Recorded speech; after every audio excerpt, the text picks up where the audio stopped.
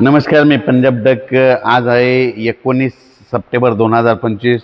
मी आलेलो आहे यवतमाळ ठिकाणी। यवतमाळ या ठिकाणी म्हणजे पीक प्रात्यक्षिक पाहण्यासाठी आलेलो आहे। तर या ठिकाणाहून महाराष्ट्रातल्या शेतकऱ्याला अंदाज देणार आहे। तर राज्यातल्या सर्व शेतकऱ्याला सांगू इच्छितो, आता राज्यात इतका पाऊस चालू आहे, तर मी म्हटलं तर थोडा पावसाचा जोर कमी होईल, पण काय होणार आहे 19 सप्टेंबर, 20, 21, 22 सप्टेंबरपर्यंत आणखीन मराठवाड्यामध्ये आणि पश्चिम महाराष्ट्रामध्ये दररोज दुपारपर्यंत ऊन पडेल, पण रात्री त्याला जोरदार पाऊस पडणार आहे। म्हणून मराठवाड्यातून पश्चिम महाराष्ट्रातील शेतकऱ्यांनी हा अंदाज सर्वप्रथम लक्षात घ्यायचा। त्याच्यानंतर पूर्व विदर्भ आणि पश्चिम विदर्भात देखील 6, 5, 11 जिल्ह्यामध्ये काय होणार आहे, दुपारपर्यंत 2, 2:30, 3 पर्यंत ऊन राहील। त्याच्यानंतर काय होईल, लगेच स्थानिक वातावरण तयार होऊन 22 तारखेपर्यंत पश्चिम विदर्भात देखील आणि पूर्व विदर्भात 11 जिल्ह्यामध्ये दररोज वेगवेगळ्या भागात भाग बदलत पाऊस पडणार आहे, म्हणून हे अंदाज लक्षात येतात। त्याच्यानंतर उत्तर महाराष्ट्रातल्या शेतकऱ्याला सांगू इच्छितो की उत्तर महाराष्ट्रात देखील तशीच परिस्थिती राहणार आहे। 19 सप्टेंबरपासून ते 22 सप्टेंबरच्या दरम्यान उत्तर महाराष्ट्राकडे म्हणजे नाशिक जिल्हा, नंदुरबार, धुळे, जळगाव या जिल्ह्यामध्ये की काय होणार, दुपारपर्यंत ऊन राहील, तीव्र ऊन राहील, असा उन्हाचा चटका बसेल। पण रात्री त्याला अचानक काय होईल, वातावरण तयार होऊन विजेच्या कडकडाटासह काही भागामध्ये वेगवेगळ्या भागात भाग सोडत पाऊस पडणार आहे, म्हणून हा 22 तारखेचा अंदाज लक्षात द्यायचा। 23 सप्टेंबरपासून राज्यातला 2-3 दिवस थोडा पावसाचा जोर कमी होणार आहे, तरी पण देखील स्थानिक वातावरण तयार होऊन काही ठिकाणी पाऊस पडू शकतो, म्हणून हे सर्वप्रथम लक्षात घ्यायचं। पण आता तुम्हाला एक सांगू इच्छितो, आता हे झालं 23, 24, 25, 26ला थोडा विश्रांती घेईल, म्हणजे थोडाफारच कमी होणार आहे।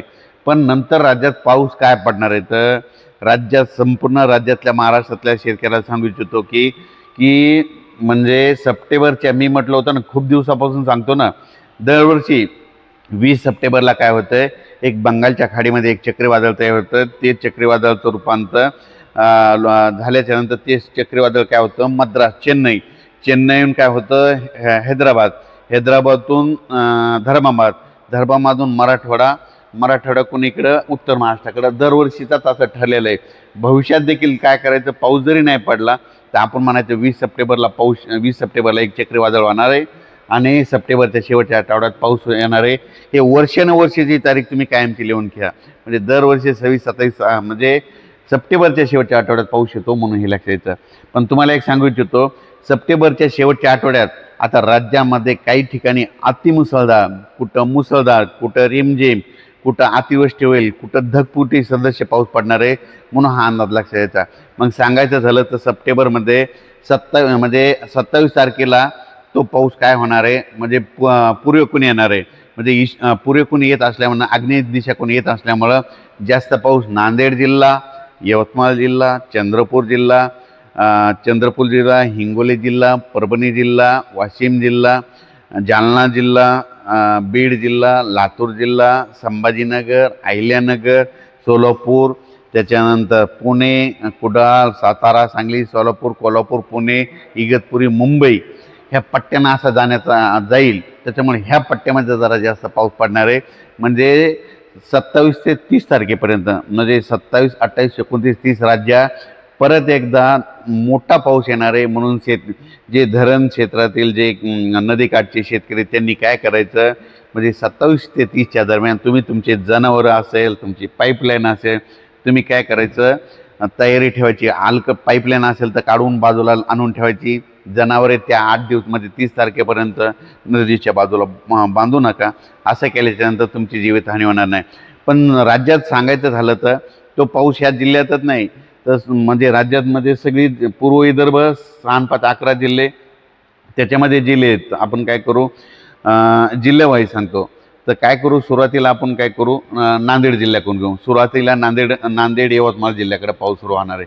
नांदेड यवतमाळ जिल्ह्याकडे बी देखील काही भागामध्ये असा जोरदार पाऊस होईल, ते म्हणजे शेवटच्या आठवड्याचा काही ठिकाणी अतिवृष्टी होईल। नांदेड जिल्ह्यात बी तसंच होईल, यवतमाळ जिल्ह्यात देखील तसं होईल, चंद्रपूर देखील तसंच होणार आहे। चंद्रपूर देखील जिल्ह्यामध्ये काही ठिकाणी अतिमुसळधार होईल, कुठं मुसळधार होईल, कुठं रिमझिम होईल। नागपूर जिल्ह्यात बी तसंच होईल, काही जिल्ह्यात अतिवृष्टी होईल, कुठं मुसळधार, कुठं रिमझिम। त्याच्यानंतर अमरावती जिल्हा, वर्धा जिल्हा आणि भंडारा जिल्हा या तिन्ही जिल्ह्यात बी काही भागात जास्त, काय कुठं रिमझिम, कुठं अतिमुसळधार, कुठं ढगफुटी सदस्य. त्याच्यानंतर काय होईल की अमरावती नंतर अकोला जिल्हा, बुलढाणा जिल्हा, वाशिम जिल्हा, ह्या 3 जिल्ह्यामध्ये देखील म्हणजे 27 ते 30च्या दरम्यान म्हणजे त्या 3 दिवसामध्ये की काही ठिकाणी मुसळधार, कुठं अतिमुसळधार पाऊस होईल. त्याच्यानंतर जळगाव जिल्हा, जालना जिल्हा, परभणी जिल्हा, लातूर जिल्हा, ह्या पट्ट्यामध्ये देखील 27 ते 30 दरम्यान काही ठिकाणी अतिमुसळधार होईल, कुठं मुसळधार होईल आणि कुठं रिमझिम होईल. म्हणजे कुठं वड्याला पाणी येईल, पण पाऊस एक येणार म्हणजे येणार. त्याच्यानंतर अहिल्यानगर, धुळे, सातारा, सांगली, सोलापूर, कोल्हापूर, पुणे ह्या पट्ट्यात देखील काय होणार म्हणजे 27 ते 30 म्हणजे तिकडं 28, 29, 30च्या दरम्यान म्हणजे तिकडे एक दिवस लेट जाणार आहे पाऊस. 28, 29, 30च्या दरम्यान कुठं अतिमुसळधार, कुठं मुसळधार देखील आणि कुठं अतिवृष्टी देखील होईल. आणि त्याच्यानंतर सांगायचं झालं तर आता मग मुंबई, सगळ्यात जास्त मुंबई, नाशिक आणि उत्तर महाराष्ट्र, नंदुरबार, धुळे आणि गुजरात ह्या पट्ट्यामध्ये मात्र अतिवृष्टी होईल म्हणून हे लक्षात यायचं.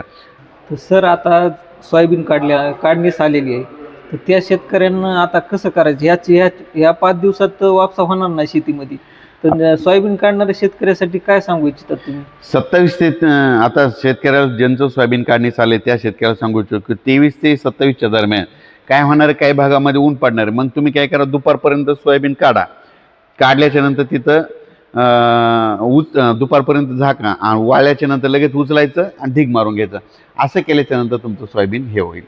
तर सर तुम्ही म्हणता ढगफुटी दृश्य पाऊस पडतोय, तर ढगफुटी दृश्य पाऊस म्हणजे काय, नेमकं कसा असतो ढगफुटी दृश्य पाऊस? ढगफुटी पाऊसमध्ये तुम्हाला एक सांगतो, एक कमी वेळात 100 मिलीमीटरपेक्षा जास्त पाऊस पडला की त्याला ढगफुटी सदस्य पाऊस म्हणतात. शेतकऱ्यांनी कसं समजायचं हे आपल्या इथं 100 मिलीमीटर पाऊस पडला म्हणून कसं समजायचं? काय झालं आता हे सगळं शेती महाराष्ट्र शासनाची, जिल्ह्याची, देशाची सगळे या पर्जन्यावर, या पावसावर आणि प्रत्येक ठिकाणी ते पाऊस मोजायचंच देत नाहीत म्हणल्यावर तुम्हाला सांगतो ती शोकांकित आहे. तर तुम्हाला सांगतो पाऊस कसा मोजायचा. मी स्वतः काय केलं, हे कोणी काही देत नाही, मग आपण स्वतःहून अभ्यास केला. मग पाऊस कसा मोजायचा एक सोपं गणित सांगतो. काय करायचं, आपण शेतामध्ये पाऊस पडला आणि असं चांदण्यासारखं साचतात ना, तसं पाणी पडलं की आपण म्हणायचं 5 मिलीमीटर पडला. आणि त्या शेतातून थोडं पाणी वगळलं पाऊस पडल्याच्या नंतर की आपण म्हणायचं 15 मिलीमीटर पाऊस पडला. तुमच्या वडा असेल, नाला असेल, त्याला गुडघे इतकं पाणी आलं की समजायचं 25 ते 30 मिलीमीटर पाऊस पडला. तुमच्या वड्याला चांगलं कमराच्या वरी छाती इतकं पाणी आलं की तुमच्या इथं 80 मिलीमीटर पाऊस पडला. आणि तुमच्या गावच्या वड्याहून पुलावून पाणी गेलं की समजायचं 120 मिलीमीटर पडला. आणि तुमच्या भागातले सगळीकडे रस्ते फुल झाले, रस्ते बंद झाले की समजायचं 160 ते 180 मिलीमीटर पाऊस पडला. सगळ्यात सोपं लक्षात, कोणाला विचारायची गरज नाही. तर सर तुम्ही गेल्या सांगितलं होतं धरणाचे पाणी सोडावं लागेल, त्याप्रमाणे सगळ्या धरणाचे पाणी सोडण्यात आले, सगळी धरणं ओव्हरफुल होऊन गेली. तर आता इथून मोरी धरण क्षेत्रातल्या शेतकऱ्यांना धरणावरल्या जे इंजिनियर आहेत त्यांच्यासाठी तुम्ही काय सांगू इच्छितात? जे धरण क्षेत्रातले अभियंता आहेत म्हणजे इंजिनियर आहेत त्यांना माझी एक विनंती, तुम्ही काय करायचं, शेवटच्या आठवड्यात तुम्ही थोडं सतर्क करा. कारण की सुरुवातीला आपण घेऊ की विदर्भातले जे धरणं आहेत म्हणजे खडकवासला, जायकवाडी धरण, इसापूरचं धरण, त्या धरण क्षेत्रातल्या शेतकऱ्यांना तिकडं जर अति पाऊस झाला तर धरणं एकदम 100% भरलेले आहेत, पाणी सोडावं लागेल. म्हणून तुम्ही थोडी सतर्क करा. म्हणजे त्या डोळ्यात अंजन टाकून त्या टायमाला थोडं सतर्क करावे. त्याच्यानंतर जायकवाडी धरणातल्या जे अभियंता आहेत त्यांना देखील सांगू इच्छितो की तुम्ही देखील काय करायचं, म्हणजे शेवटच्या आठवड्यात एवढा आठवडा तुम्ही जरा अतिदक्षतेला जा. कारण की काय होतं, काही ठिकाणी जर कमी वेळात जास्त पाऊस पडला तर तुमच्या धरणाला फ्लो जर आला तर तुम्हाला पाणी जास्त सोडावं लागेल. तर तुम्ही जर तुमचं काही नाही तुम्ही पाणी सोडलं तर आमच्या शेतकऱ्याचं शेतीमधलं नुकसान होतं. म्हणून तुम्ही तुमचा विचार करून त्याचं निवेदन करा. त्याच्यानंतर लातूरचं जे मांजरा धरण आहे, मांजरा धरणातल्या अभियंताला देखील सांगतो तुम्ही देखील थोडं तयारीनं राहा. त्याच्यानंतर उजनी धरण, कारण की पुण्याकडं खूप पाऊस पडणार आहे, अतिवृष्टी होणार आहे, पुण्याकडं होत असताना तुम्हाला देखील सांगू इच्छितो की तुम्ही देखील थोडी सतर्क राहावे. त्याच्यानंतर म्हणजे सांगायचं झालं निळवंडे धरण, गंगापूरचं धरण, जवळपास महाराष्ट्रातले सगळे जे धरण आहेत त्यांना एक सांगू इच्छितो की तुम्ही काय करा, थोडा 8 दिवस जरा सतर्क करा. कारण की एवढा म्हणजे 30 तारखेपर्यंत जरा महाराष्ट्रामध्ये जरा पावसाचं सावट आहे, त्याच्यामुळं जरा सतर्क करावे. नंतर जर एखाद्या वेळेस अचानक वातावरण बदल झाला तर लगेच मी तुम्हाला लगेच दुसरा उद्याच्याला एक मेसेज दिला जाईल. पण तरी बी माझं म्हणणं आहे की शेवट म्हणजे या सप्टेंबरच्या शेवटच्या आठवड्यात एक चांगला मोठा पाऊस येणार आहे, म्हणून हे सगळं महाराष्ट्रातल्या शेतकऱ्याला सांगतो. तर सरनं सांगितलेलं आहे 27 सप्टेंबर ते 30 सप्टेंबरपर्यंत ढगफुटी दृश्य काही भागात पाऊस होईल.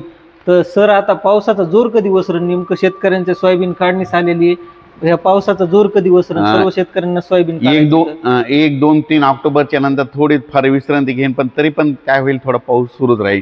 पण 10-11-12-13 ऑक्टोबरला एकदा थोडा पाऊस येईल, 15 ऑक्टोबरचा पाऊस निघून जायला तयार होईल. म्हणजे 15 ऑक्टोबरपर्यंत आणखीन पावसाचं थोडं सावटच आहे. म्हणजे पुन्हा आता पाऊस जाण्याच्या तयारीत आहे.